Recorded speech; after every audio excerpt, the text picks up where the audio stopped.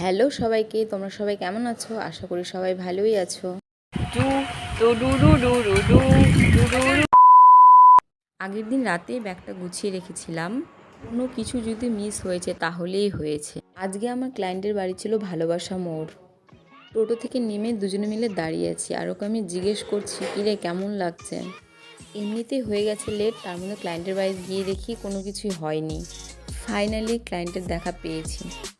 একেই তো এই প্রচণ্ড গরম, পর আমার ক্লায়েন্ট যে ঘামছে। সবই ঠিক আছে, আমার ক্লায়েন্টটা একদম তাকাতেই পারছে না, এত শরীর ক্লান্ত।